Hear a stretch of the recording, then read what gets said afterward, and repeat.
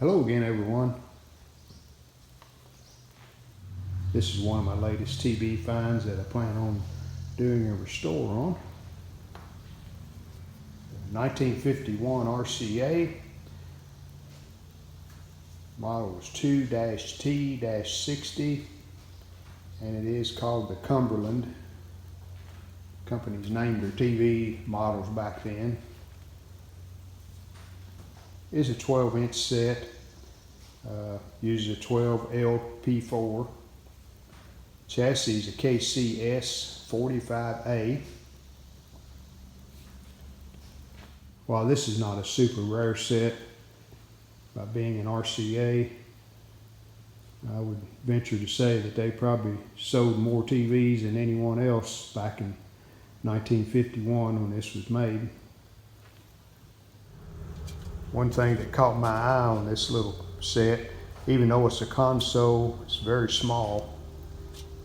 It's 34 inches tall. And even with the CRT bump out, it's about 21 inches deep and about 21 inches wide. So it won't take up a lot of space. I want to put it in the house and display it. And as you collectors know, space is very important. When you get too many of these, you run out of room wherever you put them, whether it be a garage, a house, basement, wherever. So smaller is better. I bought this at the same place I bought the Dumont that I've done a video on. I want to check that out. It's a 49 Dumont. We plan on doing a restore on it also. We got a new end on the AC cord right there, but looks like the original cord. Back's still there. A couple of screws missing, but that's normal.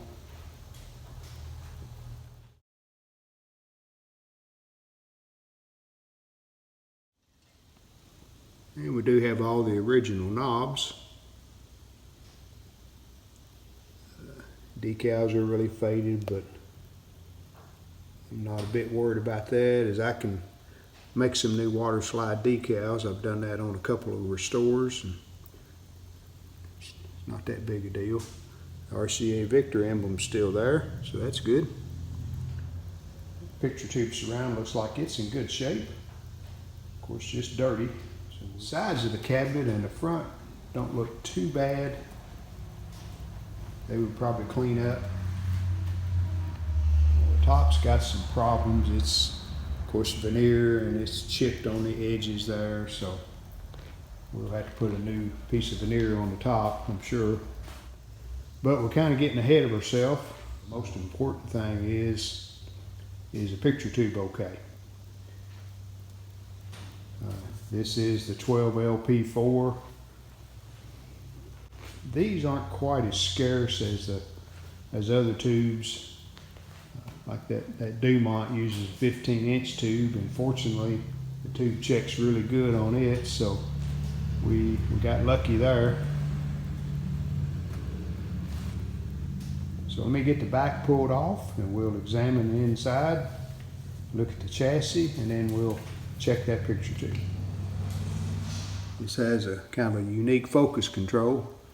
It actually sticks out the side of the bump out there on the picture tube.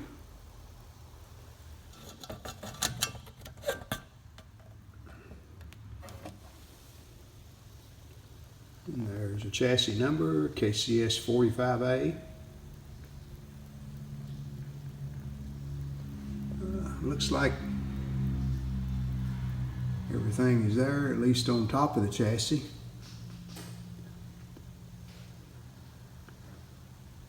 There's that focus control, goes directly into the magnet there on the back of the picture of the yoke.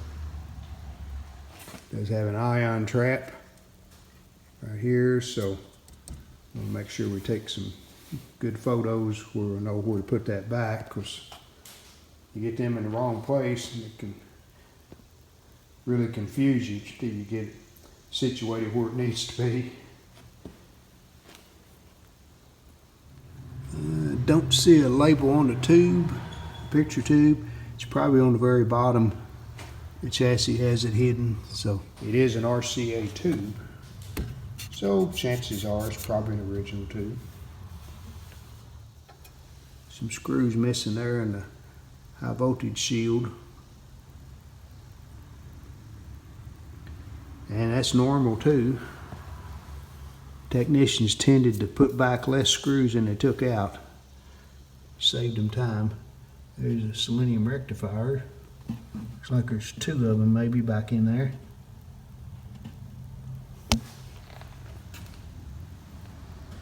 But none of that will matter if the tube is bad. So let's put the tester on the picture tube and see what we get. Here's our trusty CR70 Syncor. And we'll be using the universal adapter.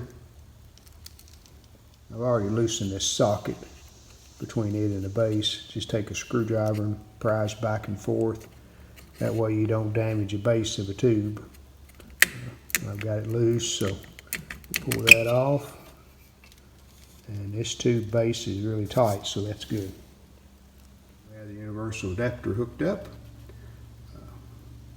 Filament pins are 1 and 12. G1 is pin 2. G2 is pin 10, and the cathode is pin 11.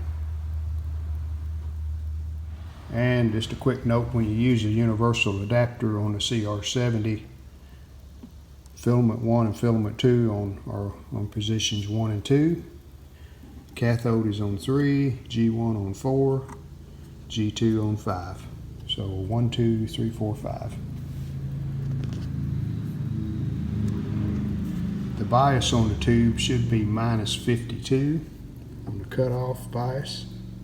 So we have that set. Let's see what we get.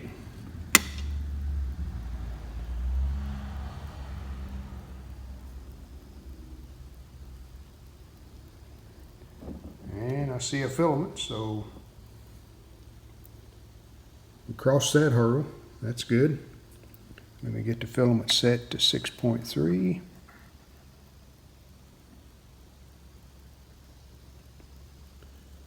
All right. No heater cathode shorts. No G1 shorts. Cut off.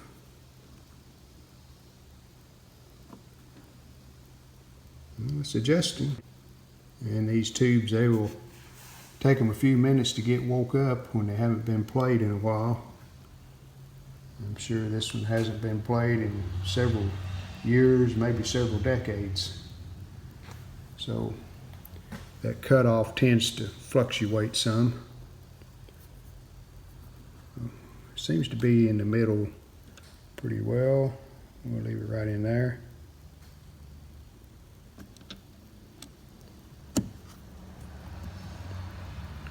And emission, questionable. But we're going to leave it on for a while and we'll see if that gets any better.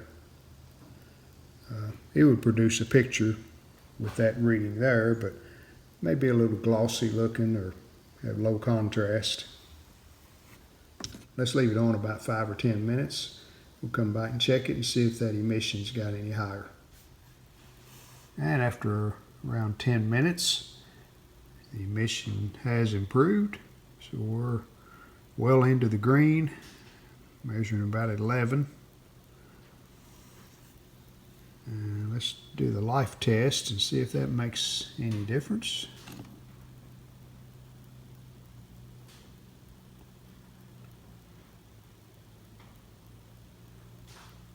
And it is going down a little, but still staying up in the green. About 9.5 on the life test. So I think we have a picture tube that will produce a acceptable picture. Well, I hope you've enjoyed this look at the RCA 1951 12-inch model 2-T-60. We will be doing some restore videos when we get to this set to do the restoration. So look for those. See you next time.